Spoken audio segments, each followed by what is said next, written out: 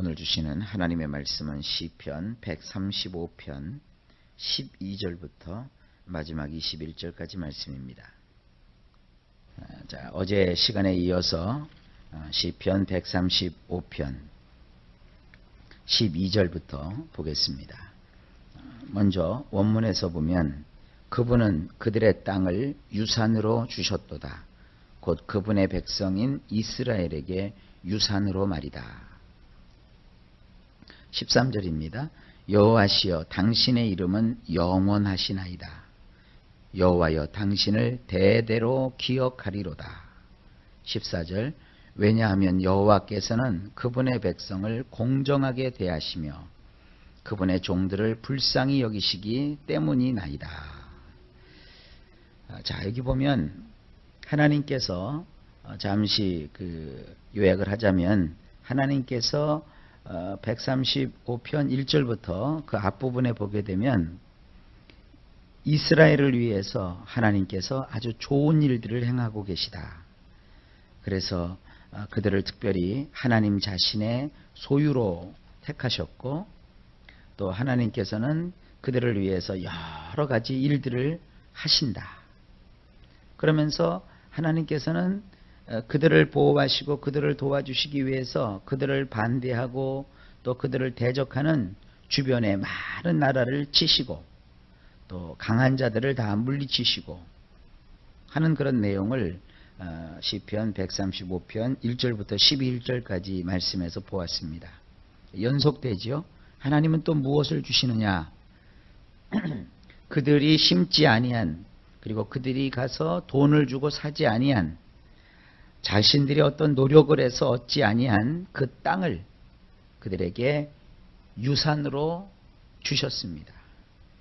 자, 자식이 있는데 부모님이 자식에게 유산을 물려줍니다. 특별한 경우를 빼놓고 대개 유산은 어떻게 자식에게 가죠? 자식이 한 것이 없어요. 또 자식이 그 땅을 사거나 또 어떤 그 재물을 얻기 위해서 애쓴 것도 없어요.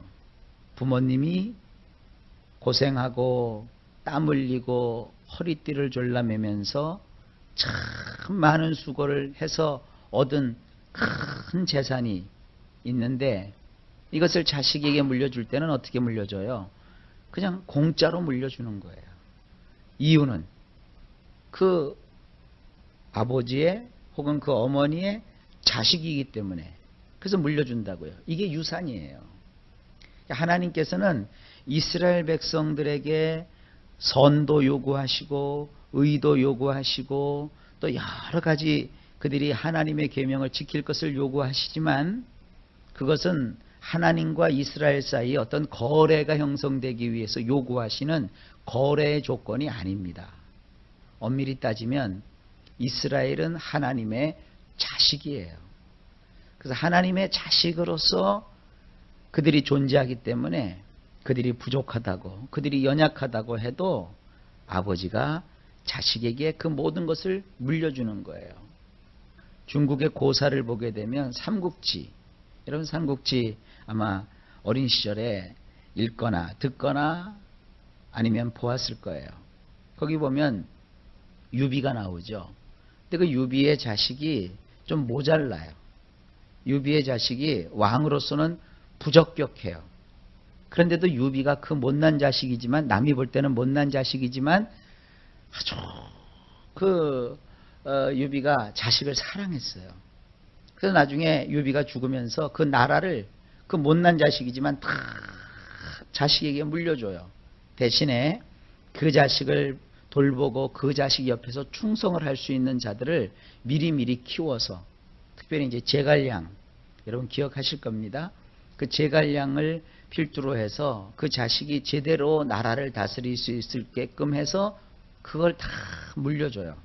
물론 지금의 개념으로서는 그 유비의 그런 행위가 옳지 않지요. 왕좌를 자식에게 물려주고 자기가 사업을 했다고 해서 경영 능력도 없는 자식에게 그 사업체를 물려줘서 결국은 그 사업체를 망하게 하고 문 닫게 하고 그 나라가 결국은 무너지게 하는 그런 일들을 초래한단 말이에요. 근데 어쨌든 그런 나쁜 것까지 보지 마시고 부모는 자식에게, 남들은 그 자식을 뭐 옳다 그르다 뛰어나다 뛰어나지 못하다 그렇게 볼지 모르겠지만 부모의 입장에서 볼 때 자식은 언제나 귀하고 언제나 소중한 거예요. 잘난 자식만 내 자식이 아니에요. 오히려 자식이 못날수록, 오히려 자식이 부족할수록 부모의 마음이 어떻게 돼요? 더 자식에게 끌린다고요. 우리 인간도 그렇게 할 줄 알아요. 근데 하나님을 얼마나 더 하시겠어요? 제가 그런 얘기 잘 하잖아요. 하나님이 아저씨입니까? 아버지입니까? 하나님은 우리의 아버지세요. 자상하신 아버지세요. 그저 우리에게 또 주고 싶어 하시고 또 주고 싶어 하시고. 그러니까 여러분들 생각을 바꾸셔야 돼요. 신앙생활 하면서 난 이렇게 못났어. 나는 이렇게 부족해. 그래서 이제 하나님은 나를 거들떠도 안 보실 거야. 이 세상에 하나님을 믿는 사람들이 얼마나 많은데 하나님이 그 바쁘신 중에 나 같은 사람을 쳐다보기나 하시겠어? 여러분, 하나님이 뭐 우리 인간인 줄 아십니까? 하나님은 어느 정도냐 하면 말이죠. 성경에 보니까 저 밤하늘에 저 하늘에 총총이 박혀있는 저 모든 별들을요. 그 이름대로 부르신다 그랬어요. 여러분 별 이름을 몇 개나 알고 계세요? 저 무수한 밤하늘의 별들을 하나님은 숫자를 다 세시는 것뿐만 아니라 그 별들 하나하나의 이름을 다 지어 놓으시고 그 별들을 이름으로 부르신대요. 그리고 이 별들보다 더 많은 숫자가 있는데 그게 뭐냐면 천사들이에요. 그 천사들도 하나님은 일일이 다 알고 계세요. 그 천사들이 무엇을 하는지, 천사 하나하나가 어떤 일을 하는지, 무엇을 하는지, 어떤 마음을 먹었는지 하나님은 다 알고 계세요. 그러니 이 지구 땅덩어리에 우리가 볼 때는 사람들이 많지요. 나는 그런 사람들이 제일 이해가 안 가요. 백화점이나 혹은 공공장소에 가면 사람들이 많잖아요. 북적북적 되잖아요. 그러면 이런다고요. 뭔 놈의 사람들이 이렇게 많아. 자기는 거기 왜 와 있어요? 자기 같은 사람들이 거기 그냥 무수히 많은 거예요. 다 그 사람들이 필요하기 때문에 거기 온 거라고요.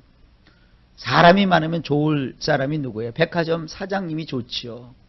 백화점이요 운영이 되려면요 사람이요 막 바글바글 거려서요 제대로 걸어다니지 못할 정도로 사람들이 바글바글해야 백화점이 운영이 된대요. 그래서 사장님은 좋지요. 사람 많으면.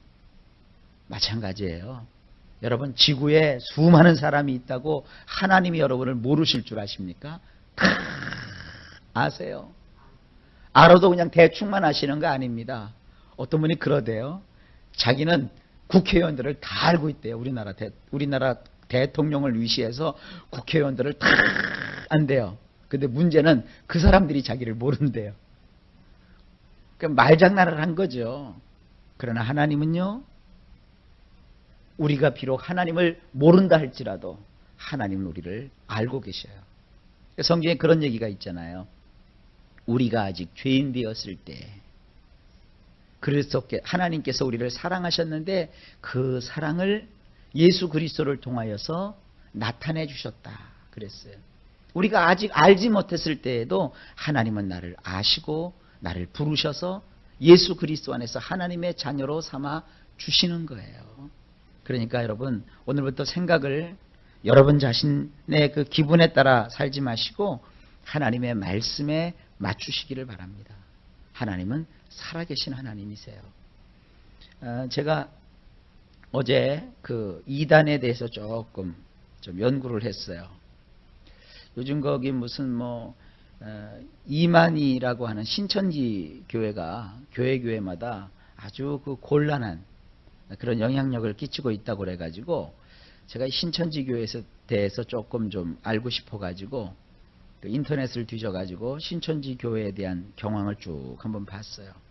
그리고 그 신천지 교회에서 그 내세우는 몇몇 그 신천지 교회의 소위 말하는 그 지도자들이죠. 그들도 이제 목사라고 부르거든요. 그 사람들이 하는 설교를 인터넷에서 제가 몇 편을 이게 들어봤어요. 제가 이렇게 쭉 들어보는데, 야, 저거 보통 목사들이 저 사람들 소위 말하는 설교하거나 성경 공부하는 거 보면 분별을 못하겠구나. 아주 기가 막히게 해놨어요. 그리고 목사들도 그걸 보고 분별을 못할 정도인데 평신도들이라든지 성도들이 그 신천지 교회를 한번 맛보면 저거 빠져나오기가 힘들겠구나 하는 걸 느꼈어요. 이단들의 가장 대표적인 특징이 뭐냐면 만약에 이단이 여러분 이 성경은 다 쓸데없는 겁니다. 이 성경을 믿으면 안 됩니다. 이 성경은 잘못된 것이니까 내가 만든 이 성경을 보십시오. 이렇게 배워야 됩니다. 이러면 다 사람들이 등을 돌리죠. 그런데 그 신천지는 말이죠. 성경에 있는 구절 하나하나를 그냥 몇 장 몇 절 몇 장 몇 절 하면서 다 얘기를 해요. 그러면 일단 성도들은 성경 몇 장 몇 절 몇 장 몇 절 그러면 먼저 안심을 해요. 그러나서 자기들이 하고 싶은 얘기를 성경에서 이렇게 낱말을 뽑아가지고 구약에서 몇 가지 말씀, 신약에서 그거에 대한 몇 가지 말씀을 해가지고 기가 막히게 엮어놨어요. 그리고 나서는 자기들이 하고 싶은 것을 이렇게 아주 참 정리를 해가지고 사람들한테 말쑥한 차림으로 가르치니까 모르는 사람들은 뭐 저런 게 다 있어 그럴지 모르겠지만 일단 거기에 들어가서 그 사람들의 어떤 그 소위 말하는 말씀을 맛보면 폭 빠지게끔 해놨어요. 그런데 결정적으로 몇 가지를 보게 되니까 제 눈에는 그게 탁탁탁탁 다 튀어나와요. 근데 성도들은 그런 거 보고 이게 헷갈릴 것 같아요. 그러니까 제가 그 내용들은 뭐 지금 이 시간 얘기하지 못하겠고요. 핵심만 얘기하면 그겁니다. 성경을 말이죠. 구약에서 몇 단어 뽑고 신약에서 몇 단어 뽑고 기가 막히게 이런 게 있었다 이러면서 뭔가 자꾸 신비한 쪽으로 이렇게 몰고 나가면 그거는 거의 10중 8구 이단적 성향을 갖고 있는 거예요. 여러분 성경은요 액면 그대로 그 기록한 그대로 읽으면서 교훈을 받고 하나님과 함께 교제하면 돼요. 너무 그 성경 하면서 뭐 기가 막히게 쪼갠다. 뭐 성경에 저렇게 깊은 의미가 있었느냐. 자꾸 이렇게 하다 보면 신앙이 삐뚤어져 버려요. 그 여러분 비타민이라는 프로그램 있잖아요. 뭐 몸 이거 해 좋다. 또 저거 해 좋다. 하는 그 음식을 막 소개하잖아요. 그래서 뭐 살찐 사람은 이 음식이 좋다. 또 뭐 빈혈이 있는 사람은 이 음식이 좋다. 그래서 매주마다 음식을 소개를 해요. 근데 그 비타민이 지금 몇 년째 그 방송을 한단 말이에요. 그래서 인터넷에 들어가서 그동안 비타민에서 소개시켜준 음식들을 쫙 보니까요. 세상에 우리가 맨날 먹는 음식 전부예요. 그러니까 어떤 몸에 좋다고 뭐만 하나 이렇게 특별히 먹으면 큰일 나는 거예요. 골고루. 요즘 또 그 기자들이 말이죠. 몇몇 의사들하고 이렇게 해가지고는 말이죠. 의사들은 또 방송 타니까 좋고. 여러분 방송 자주 타는 의사들이라고 해서 훌륭한 의사들 아니에요. 나와가지고 우리나라 사람들 나트륨을 너무 많이 먹는다고. 그러니까 소금을 너무 많이 먹는다고 탄식을 해요. 그리고 뭐 세계 기준량이 무슨 뭐 수저, 찻수저로 말이죠. 이렇게 깎아서 그 한 스푼이 하루 권장량이래요. 우리는 그렇게 갖고 못 살아요. 벌써 찌개 하나만 끓이고 국 하나만 끓여도 찻수저 한 숙저가 훨씬 넘어요. 우리가 먹는 김치, 고추장, 된장, 또 뭐 국 이런 거 다 해서 한 끼 식사에 먹는 나트륨이 양이 얼마나 많은데요. 그러면 그 연구했다는 뭐 의사라든지 이런 기자들이 하는 얘기들은요. 우리와 같이 짜고 맵게 먹는 나라가 아닌 저 미국 사람들이라든지 일본 사람들이 연구한 연구 결과를 가지고 우리한테 자꾸 적용을 하는 거예요. 우리나라 사람들 이렇게 너무 짜게 먹는 건 사실 안 좋죠. 그러나 우리나라 음식에서 그 소금 자꾸 얘기하면 먹지 말고 죽으라는 거예요. 그러니까 우리는 샐러드를 먹어도 그냥 채소 사다가 물에 씻어가지고 이렇게 봐가지고 그냥 우적우적 토끼처럼 씹어 먹으라는 거예요. 우리는 김치 사다가도 어떻게 돼요? 소금에다 푹 담궈서 절이죠. 흐물흐물흐물하게 해서. 그런데 요즘 또 이상한 말표들이 또 있죠. 뭐 맵게 먹지 말라, 맵게 먹지 말라 그러더니 또 이틀 전인가 그 고추에 들어있는 매운 성분이요. 위암을 방지한대요 또. 그 헬리코박터균이라고 이렇게 내시경하면 그 헬리코박터균이 있는 사람은 위암에 걸릴 수 있다. 그래서 이제 약을 쓰거든요. 그런데 뭐 헬리코박터균에 좋은 무슨 뭐 유산균이다 뭐다 하더니 며칠 전에는 고춧가루. 그러면서 또 그 뒤에다 또 그 얘기예요. 그렇다고 고춧가루만 너무 넣지 마십시오. 또 이렇게 놨어요. 그러니까 이 얘기 저 얘기 하다 보면 신경 쓰여요. 그러니까 인간이 딱 봐서 눈으로 볼 때 먹기 깨람칙하고 또 저거 먹으면 좀 안 좋겠다 싶은 마음이 들면 먹지 않으면 되고요. 내가 먹기에 이거 너무 짜다. 또 이거 내가 먹기에 너무 좀 안 좋다. 그렇게 하면 먹지 말고요. 그리고 너무 양을 많이 하지 말고 자기 몸에 맞게 골고루 알맞게 과식하지 않고 폭식하지 않고 그리고 먹고 또 운동하고 하면 돼요. 뭐 이게 좋고 뭐 저게 좋고 그거 다 의미가 없어요. 신앙도 마찬가지예요, 여러분. 신앙생활하면서 야, 참 기가 막히게 한다. 그거 이렇게 좋은 거 아니에요. 그저 장로교가 됐건 감리교가 됐건 성결교가 됐건 순복음이 됐건 침례교가 됐건 모든 교회 목사님들이 동일하게 일치해서 하시는 말씀들이 있어요. 이상하게 우리 그 기독교 제대로 된 기독교의 목사님들이 하는 설교는요. 조금씩 그 신학적인 배경이 좀 달라도 거부감이 없어요. 근데 이단들이 하는 건요. 뭐 성경 몇 장 몇 절 몇 장 몇 절 해도 뭔가가 이상해요. 여러분 그런 거 느끼지 않으세요? 그런 느낌을 여러분 뭐라고 할까요? 잘 따르세요.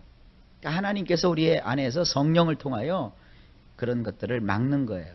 뭐 성령도 찾고 교회도 찾고 목사님도 찾고 성경 몇 장 몇 절 몇 장 몇 절을 찾아도 그들이 하고자 하는 얘기들은 말이죠.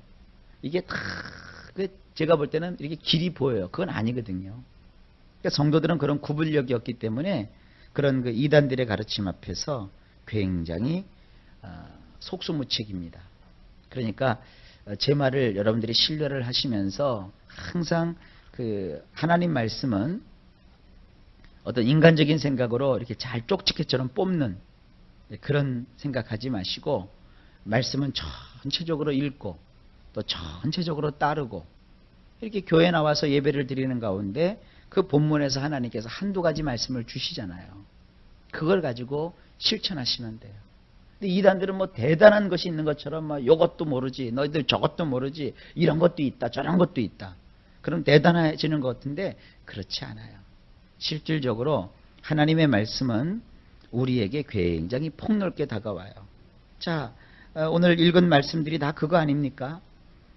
13절에도 하나님이요 하나님의 이름은 영원하십니다. 또 여호와여 우리가 당신을 대를 이어서 대대로 기억할 것입니다. 왜냐하면 14절 여호와께서는 그분의 백성을 공정하게 대하시며 그분의 종들을 불쌍히 여기시기 때문입니다. 이거예요. 우리가 하나님께서 무슨 성경 속에다가 보물 감추기식으로 막 이렇게 뭘 감춰놓고 그거를 막 알려주기 싫으셔서 몇몇 사람들을 통해서만 막 그렇게 하나님이 하나씩 알려주시는 그런 분이 아니에요. 하나님은요 우리를 공정하게 대하시는 분이세요. 여러분들을 하나님은 다 사랑하세요. 그리고 하나님이 우리를 어떻게 하세요? 불쌍히 여겨주세요. 그러니까 이런 말씀들을 잘 이해하세요. 15절 민족들의 우상들은 은과 금이니 사람이 양손으로 만든 것이니라. 16절 그것들은 입은 있어도 말들은 하지 못하며 그것들은 눈들은 있지만 보지는 못하느니라. 17절 그것들은 귀들은 있지만 듣지 못하며 또한 그것들은 입으로 전혀 숨도 쉬지 못하느니라. 18절 그것들을 만드는 자들과 그것들을 숭배하는 자들은 모두 그것들과 처지가 같아지리라. 여기 보세요. 여기 지금 우상이 나오잖아요. 우상은 입이 있어도 말하지 못하고 숨도 쉬지 못하고 눈이 있어도 보지 못하고 귀가 있어도 듣지 못한다 그랬어요. 그것처럼 그것을 만들고 그것들을 숭배하는 자들은 모두 그와 같은 거예요. 이단도 마찬가지예요. 제가 조금 아까 얘기했잖아요. 이단들이 입으로 막 뭔가를 떠들고 눈으로 자기들이 뭘 보았다고 그러고 자기들이 뭐 최고라고 하지만 자기들이 그 만들어낸 그런 우상적인 이단적인 사상들에 자기들이 폭 빠져가지고 나는 보이는데 그들은 못 봐요. 그래서 교회고 뭐고 침투에 들어와가지고 야 너희들이 이렇게 믿으면 지옥 간다. 여러분 하나님 우리를 지옥 보내려고 우리를 선택하셨는 줄 아세요? 너 그딴 식으로 믿으면 다 멸망받는다. 하나님 우리를 멸망시키려고 우리를 부르신 게 아니잖아요. 복음을 분명히 깨달으세요. 죽을 수밖에 없는 우리였어요. 멸망받을 수밖에 없는 우리였어요. 하나님이 우리를 지옥에다가 다 쳐넣어도 우리는 할 말이 없어요. 우리의 지은 죄가 너무나도 크기 때문에. 근데 하나님이 어떻게 하셨어요? 우리를 지옥 보내는 걸 원치 않으셔서, 우리를 멸망시키는 걸 원치 않으셔서 하나님이 하나님 자신의 아들이신 예수 그리스도를 우리에게 보내주셨어요. 예수님은요 사람의 몸을 입고 이 땅에 오셨어요.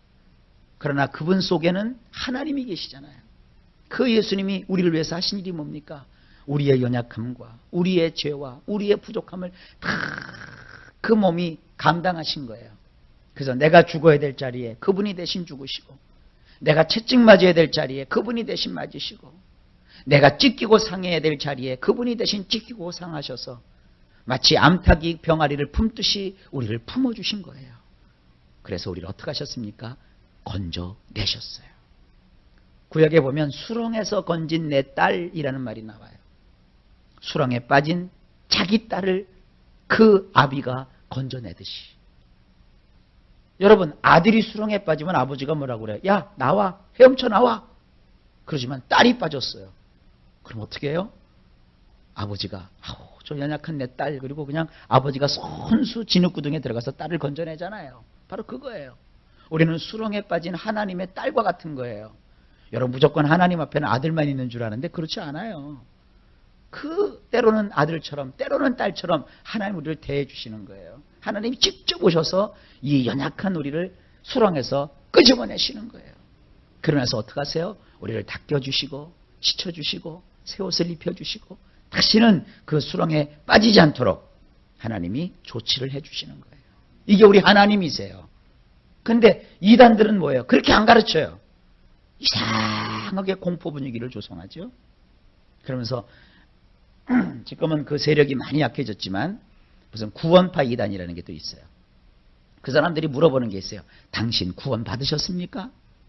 당신 거듭났습니까? 이것부터 물어봐요. 그러면 저는 사람들한테 그렇게 가르치죠. 보고도 몰라요? 그렇게 하라고. 여러분 한번 물어보세요. 당신 태어나셨습니까? 당신은 김씨 맞습니까? 주민등록증 보여주면 돼요. 이단들은 교묘하게 들어와가지고 사람을 자극해요. 그럼 우리 인간은 연약하기 때문에 어때요? 내가 정말 구원 받았나? 이런 식으로. 이단들의 가르침을 자꾸 보면 우리를 구원하시는 하나님보다는 너희가 그딴 식으로 해서 구원 받겠느냐? 그러나 때문에 두 번째로 뭐를 공격해요? 너희들을 가르치는 그 목사가 잘못됐다. 너희들은 그 교파에 잘못 속해 있다. 너희들은 하나님의 말씀을 받지 아니하고 엉뚱한 이상한 세상한 말을 받았다. 그러므로 너희 속에는 마귀가 있다. 그러니 거기서 벗어나려면 어떻게 되느냐? 참 종인 나에게 와라. 이거 아니에요. 여러분 목사가 무슨 능력이 있겠어요? 무슨 참종 거짓종이 어디 있어요? 그 목사님들이 도덕적으로 윤리적으로 잘못되면 하나님이 그냥 두질 않으세요.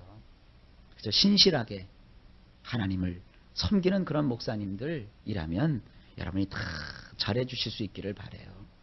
지금은 여러분들이 삶이 그렇게 윤택하지 않는다면 할 수 없지만 조금 생활에 좀 여유가 있으면 주변에 좀 가난하고 불쌍하신 목사님들 많이 계시거든요. 또 주의 종들이 있거든요.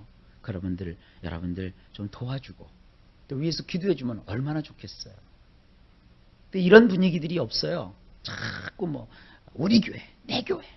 세상에 수요일 날 제가 이렇게 우리 예배 전에 이렇게 한번 본다고요. 요즘은 서울은 수요일도 낮 예배를 많이 드리더라고요. 어느 교회 이렇게 보니까 그 교회 문간에 사람들이 한 10대 명이 서 있는 거예요. 그래서 제가 저 개척교회인데 교인들이 많은가 보다. 웬걸요? 좀 있으니까 큰 버스가 그 앞에 딱 서더라고요. 그래갖고 그 10대 사람 되는 사람들이 그 안에 쭉 타요. 그리고 차가 붕 떠나요. 교회 앞에 사람들이 하나도 없어요. 나중에 알고 보니까 수요 예배를 참석하려고 버스 운행을 큰 교회에서 하는 거예요. 그런데 하필이면 그 버스가 말이죠. 그 동네 저쪽에서 해도 되는데 그 개척교회 문간에다가 버스를 세우는 거예요. 아주 그 괘씸하더라고요. 여러분, 교회가야 세상보다 못해요. 요즘 이마트라든지 무슨 뭐 홈플러스라든지 홈에버라든지 버스 운영해요, 안 해요? 못하게 법으로 막잖아요. 뭐를 보호하려고요? 우리들은 버스가 있으면 편하지만 법으로 왜 그걸 금했습니까? 조그만 자영업자들 보호하려고. 그런데 그저 교회가 크면 내버려두면 돼요. 근데 뭐가 그렇게 부족해서 그냥 교회들이 버스를 20대 30대씩 막 돌려요. 그래서 성도들을 모아오는데 그것도 그러면 그 교회 앞 그러지 말고 저기 멀리 떨어져서 하든지. 그러면 그 개척교회 목사님들 여러분들 심장이 터져나갑니다. 뭐 큰 교회 목사들이 훌륭해서 교인들이 이렇게 모이는 거 아니에요. 이미 교회가 커 있으면요 목사가 변변치 않아도 거기 뭐가 있는 줄 알고 사람들이 거기로 모여요. 조그만 개척교회 훌륭한 목사님들 많습니다. 근데 그들은 애쓰고 힘써도 안 돼요. 왜냐하면 뭐가 있어야죠. 소도 무슨 뭐 언덕이 있어야 비빈다고 하나요? 비빌 언덕이 있어야 뭐 한다고 하잖아요. 그러니까 그게 없으니까 참 힘들게 또 기도하는 거예요. 하나님 보실 때는 그 모든 것이 다 불쌍해 보이는 것이죠. 우리는 그런 걸 모르더라고요. 여러분, 신앙생활은요 이렇게 제대로 해야 돼요. 자, 그래서 우리가 어떻게 신앙생활 해야 되느냐? 19절부터 나와요. 이스라엘 족속이여 여호와를 찬양하라. 아론의 족속이여 여호와를 찬양하라. 20절 레위의 족속이여 여호와를 찬양하라. 여호와를 두려워하는 자들이여 여호와를 찬양하라. 21절 시온에서부터 나오는 찬양을 예루살렘에 거주하시는 여호와께서 받으시는도다. 할렐루야. 하나님을 찬양하고 또 하나님의 뜻대로 살아가는 것이 중요한 것이죠. 그저 알아듣지도 못할 소리를 가지고 뭐 이렇고 저렇고 여러분 그거 옳지 않습니다. 성경대로 믿어가세요. 우상을 따라가도 안 되고 이단을 따라가도 안 되고 제대로 된 교회에서 하나님 말씀의 교훈을 하루하루 하나씩 깨달아가면서 나의 삶 속에 하나님의 은혜를 잊지 않고 늘 하나님을 찬양하고 높이는 그런 삶을 꼭 사시기를 바랍니다. 오늘 하루도 소중한 한 날이에요. 하나님 여러분에게 허락해 주신 귀하고 복된 날이에요. 오늘도 여러분 하루를 살면서 하나님 뜻을 따라 감사하세요. 그리고 기뻐하시고 기도하시면서 하나님의 은혜를 바라보고 살아가십시오. 그러면 하나님이 반드시 그 기도에 응답하여 주시고 우리의 삶 속에 좋은 것을 넘치도록 부어 주시는 것입니다. 오늘도 그런 좋은 한 날이 되기를 예수님 이름 받들어 간절히 축복합니다.